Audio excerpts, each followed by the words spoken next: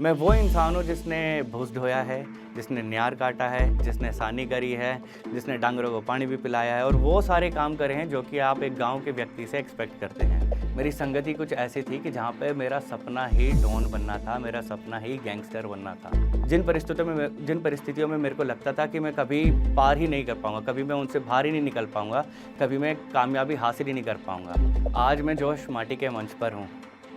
और इस जोश माटी के मंच से एक बात मैं आपको कहना चाहूँगा, जो मैंने अपनी लाइफ में अप्लाई करी और आपको भी करनी चाहिए। सभी भाइयों और बहनों को मेरा प्यार भरा नमस्कार। मेरा नाम अंकुर है और आपको मैं अपने बारे में हल्का सा परिचय दे देता हूँ। मैं वो इंसान हूँ जिसने भूस ढोया है, जिसने न्यार काटा है, जिसने सानी करी है, जिसने डांगरों को पानी भी पिलाया है और वो सारे काम करे हैं जो कि आप एक गाँव के व्यक्ति से एक्सपेक्ट करते हैं। एट द सेम टाइम मैं वो इंसान भी हूँ जो अभी एक ऑर्गेनाइजेशन को लीड कर रहा है जिसमें अराउंड 5000 मेंबर्स हैं और ज्योग्राफी उसकी कंप्राइज करती है north India, east India, Nepal, Bhutan and Bangladesh. और अगर आपको इस बात का संदेह है कि ये सब कुछ मैंने कैसे अचीव करा और आपके मन में भी ये जिज्ञासा है ये जानने की आप भी वो सारी चीज़ें कैसे कर सकते हैं, तो मैं आपकी मदद करूँगा। ये वीडियो, ये टॉक उन सारे व्यक्तियों के लिए है जो कि एक ऐसी परिस्थितियों में रहते हैं जहाँ पे उन्हें अपॉर्चुनिटीज़ नहीं मिल पाती है।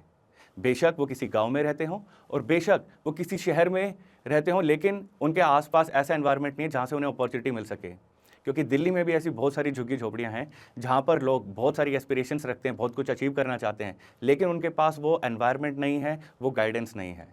तो आज मैं आपका भाई अंकुर आपकी मदद करेगा कुछ ऐसे तरीकों से जिससे कि आप भी लकी हो पाएंगे, जैसे कि मैं अपनी लाइफ में लकी हो पाया। सबसे पहला पॉइंट, क्या आपका दिल धड़कता है? हाँ, सबका दिल धड़कता है, लेकिन प्रश्न ये है कि आपका दिल किस चीज़ के लिए धड़कता है और आपको ये बात बहुत ध्यान से समझनी होगी।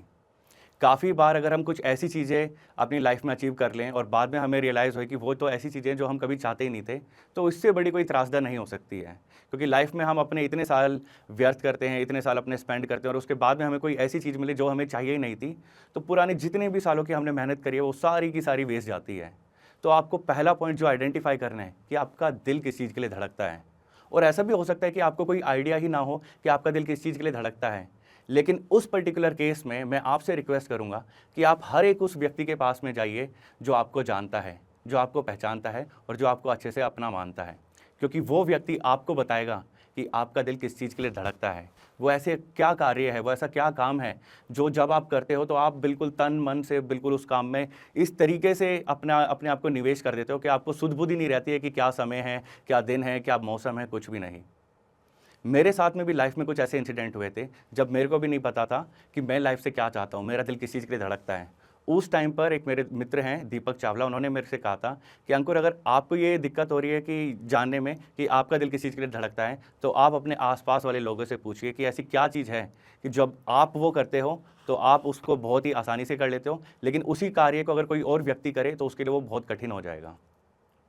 एक और चीज़ मैं इसमें कहना चाहूँगा कि काफ़ी बार ऐसा हो सकता है कि जिस चीज़ के लिए आपका दिल धड़कता है वो कार्य आपके लिए बहुत ही आपको थोड़ा-सा मुश्किल लगे। लेकिन उस समय पर आपकी लाइफ में एक जामवंत होना चाहिए, जैसे कि हनुमान जी की लाइफ में एक जामवंत था। ऐसा जामवंत जो आपको गाइड करे, आपको मेंटर करे, स्पेसिफिकली उन परिस्थितियों में जहाँ पर आपको अपने ऊपर बिल्कुल भी कॉन्फिडेंस ना हो। मैं सौभाग्यशाली था कि मेरी लाइफ में वो जामवंत निमिष जोसेफ था, मेरा मित्र, जिसने मेरे को बहुत बार पुश करा ऐसी परिस्थितियों में जिन परिस्थितियों में मेरे को लगता था कि मैं कभी पार ही नहीं कर पाऊँगा, कभी मैं उनसे बाहर ही नहीं निकल पाऊँगा, कभी मैं कामयाबी हासिल ही नहीं कर पाऊँगा। आप भी कोशिश कीजिए एक ऐसा जामवंत ढूँढने की, एक ऐसा मेंटर ढूँढने की जो आपको पुश करता रहे और स्पेसिफिकली उन परिस्थितियों में जहाँ पर आपको अपने ऊपर बिल्कुल भी भरोसा नहीं है। पहला पॉइंट था ये। अब दूसरे पॉइंट पर हम आते हैं, हर एक चीज़ की कीमत चुकानी पड़ती है। अब आप मानिए आप बेंटले के शोरूम में जा रहे हो 10 लाख रुपए लेकर के, लेकिन कार की जो कॉस्टिंग है वो अराउंड 1 करोड़ रुपए की है। आप चाहे कितनी कोशिश कर लीजिए, आपको बेंटले नहीं मिलेगी। और यही चीज़ होता है हमारे गोल्स के रिगार्डिंग। जब हम कुछ बहुत बड़ा गोल्स अचीव करना चाहते हैं तो हमें एक उसकी कीमत चुकानी पड़ती है, लेकिन हमें वो नहीं पता होता कि उसकी कीमत क्या है। अगर आप कुछ भी अचीव करना चाहते हैं, कोई भी आपका गोल है, आप सिंगर बनना चाहते हैं, आप क्रिकेटर बनना चाहते हैं, एक बिजनेस लीडर बनना चाहते हैं, आप सोशल लीडर बनना चाहते हैं, तो आपको आइडेंटिफाई करना पड़ेगा कि उसके लिए आपको क्या कीमत चुकानी पड़ेगी। मुझे आज भी वो दिन याद है जब मैं अपने सीए के एंट्रेंस एग्ज़ाम के लिए मैं बैठा था। मैंने 10वीं और 12वीं में बिल्कुल भी पढ़ाई नहीं करी थी, और उसके बाद में मेरे को लगा कि यार अब कॉलेज में तो एडमिशन हो नहीं सकता है, कुछ तो करना पड़ेगा। और तब मेरे को सीए के बारे में पता चला था। जब मेरे को पता चला कि सीए ये कोर्स है, बहुत टफ है और इसके लिए कीमत चुकानी पड़ेगी, उस टाइम पे मैंने वो कीमत चुकाई। मैं दिन रात मेहनत करता था।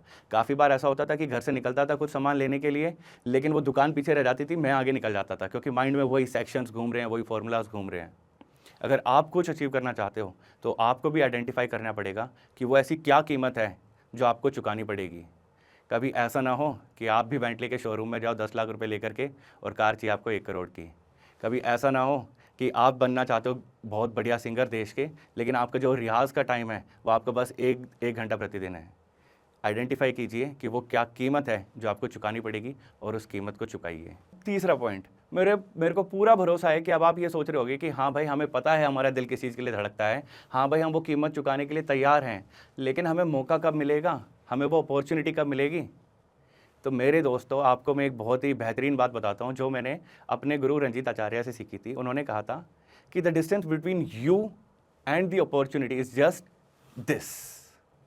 कभी भी आपको मौका मिले, कुछ भी आपके सामने अपॉर्चुनिटी हो तो ग्रैब कर लीजिए।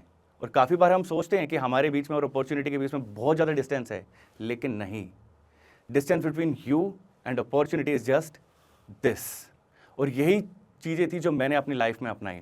कभी भी मेरे को मौका मिला कुछ भी पाने का, कुछ भी करने का, मैंने हमेशा अपने हाथ को खड़ा करा और उस मौके को पकड़ लिया। और आपको भी यही करना है। बहुत सारी अपॉर्चुनिटीज़ आपके सामने आएंगी, बहुत सारे मौके आपके सामने आएंगे और आपको लगेगा भी कि हाँ ये अपॉर्चुनिटी है, लेकिन अगर आपके मन में हल्का सा भी संदेह है तो उस संदेह को हमेशा के लिए दूर भगा दीजिए और बस उसको ग्रैब कर लीजिए। क्योंकि your version 1 will always be better than your version none. अगर आपको लगता है कि आप कभी प्रिपेयर अपने आप को फुल्ली कर पाओगे और सिर्फ तब आप उस अपॉर्चुनिटी को ग्रैब करोगे, तो आप कभी भी पूर्णतः प्रिपेयर अपने आप को नहीं कर सकते। There will always be a scope of improvement.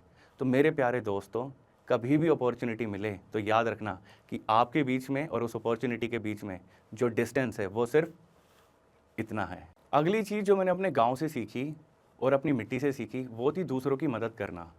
गांव में आपने देखा होगा कि लोग अपने पड़ोसियों को, अपने गांव को, अपने कुनबे को, अपने मोहल्ले को बहुत ही अच्छी तरीके से जानते हैं, लेकिन ये चीज़ आपने शहरों में मिस करी होगी। काफ़ी बार तो ऐसा होता है कि हमें यही नहीं पता होता कि हमारे साइड वाले फ्लैट में कौन फैमिली रह रही है। लेकिन अगर हमें अपनी लाइफ में कामयाबी हासिल करनी है, अपने लाइफ में बहुत सारी नेटवर्किंग अपॉर्चुनिटीज़ हमें पैदा करनी है, तो उस पर्टिकुलर केस में हमें एक बात का ध्यान रखना होगा कि हमें जितने ज़्यादा लोगों की हो सके उतने ज़्यादा लोगों की मदद करनी पड़ेगी। क्योंकि मैंने ये चीज़ करी और मैंने ये चीज़ अपनी देश की, अपने गाँव की मिट्टी से ये चीज़ मैंने सीखी थी। और आपको एक बहुत ही सिंपल सा मैं इस चीज़ का उदाहरण देता हूँ। जब मैंने अपना स्टार्ट करा था बिज़नेस, जब मेरे को अपने क्लाइंट्स एक्वायर करने थे, तो उस टाइम पे मैं काफ़ी सारे लोगों की बस मदद कर देता था। लेकिन उन्हें पता था कि अंकुर का ये हेल्पफुल नेचर है, इसी वजह से जब मेरे को ज़रूरत पड़ती थी तो बहुत सारे लोग मेरी एक आवाज़ पर खड़े हो जाते थे। मेरे प्यारे दोस्तों, जितना ज़्यादा हम लोगों की मदद करेंगे उतने ही ज़्यादा लोग भी हमारी मदद करेंगे। हमारी अगर ये फितरत है कि काफ़ी सारी चीज़ों को बस हम अपने तक समेट करके रखना चाहते हैं, तो लोग भी ऐसा ही करेंगे। जिस तरीके का आप देश देखना चाहते हैं, जिस तरीके का आप भविष्य देखना चाहते हैं, जिस तरीके का आप अपने आसपास एनवायरनमेंट देखना चाहते हैं, आपको भी वैसे ही बनना पड़ेगा। अगर आप चाहते हैं कि आप ऐसे एनवायरनमेंट में रहें जहाँ पे सब एक दूसरे की मदद कर रहे हैं, तो आपको भी एक दूसरे की मदद करनी पड़ेगी। और अगर आप गलती से ये चाहते हैं कि अगर आप सेल्फिश हैं, तो देयर इज़ अ पॉसिबिलिटी कि आपके आसपास भी सारे सेल्फिश लोग होंगे। क्योंकि हमसे ही सोसाइटी बनती है, हमसे ही देश बनता है और हमसे ही पूरा का पूरा एनवायरनमेंट बनता है। अपने सारे भाइयों को मैं एक बात बताऊँगा जो हो सकता है कि तुमने कभी ध्यान ही ना दिया हो। जो आपकी संगत है ना, वो आपकी पूरी की पूरी ज़िंदगी डिफ़ाइन कर देती है। और मैं ये बताता हूँ कैसे। जब मैं अपनी 10वीं 11वीं में था, सेम चीज़ मेरे साथ हुई थी। मेरी संगति कुछ ऐसी थी कि जहाँ पे मेरा सपना ही डॉन बनना था, मेरा सपना ही गैंगस्टर बनना था। और उसमें मेरी गलती नहीं है, ना ही मेरे माता-पिता की गलती है। लेकिन सबसे ज़्यादा मैं जिन लोगों के साथ में अपना समय व्यतीत करता था, उनका दृष्टिकोण ही वैसा था, उनके सपने ही वैसे थे। मुझे आज भी याद है, जब मैं 10वीं क्लास में था तो मेरा सपना था कापासेड़ा से 729 बस पकड़ूँगा, रेलवे स्टेशन जाऊँगा, वहाँ से मैं मुंबई की ट्रेन पकड़ूँगा, मुंबई पहुँचूँगा, वहाँ पर मुंबई जाकर के जो सबसे बड़ा डॉन होगा उसे मैं जान से मार दूँगा और मैं सबसे बड़ा डॉन बन जाऊँगा।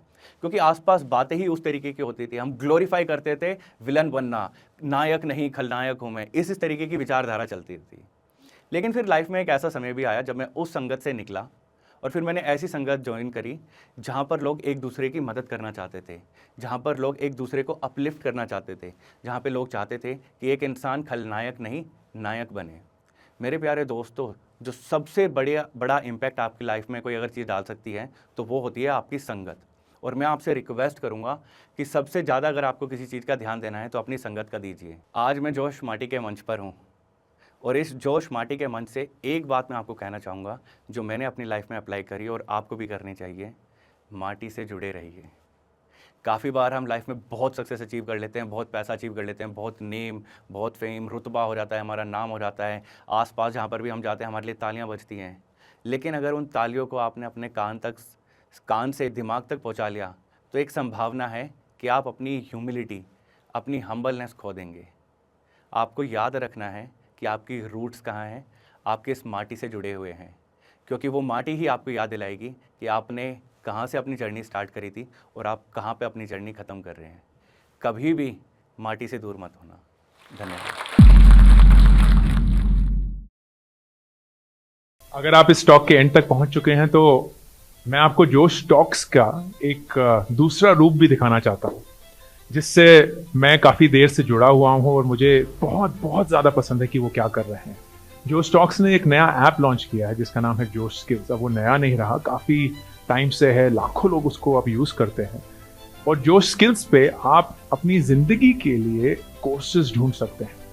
वो कोर्स नहीं जो आपको physics, chemistry, commerce, business studies पढ़ाएंगे, वो कोर्सेज जो आपकी जिंदगी में आपको कैसे जीना चाहिए वो सिखाएंगे। मैंने खुद जो स्किल्स पे बहुत सारे कोर्सेज बनाए हैं, पब्लिक स्पीकिंग पे, इमोशनल क्राइसिस कैसे हैंडल किया जाए, अपनी पर्सनालिटी कैसे डेवलप की जाए। हर एक कोर्स में डेली क्विजेज हैं, एक्सरसाइजेज हैं, एक बहुत ही खूबसूरत कम्युनिटी है जो आपको सपोर्ट करेगी, आपको इनकरेज करेगी। आज ही डाउनलोड करें जोश स्किल्स का ऐप और उनके कोर्सेज एक्सप्लोर करके अपनी जिंदगी को आगे बढ़ाएं।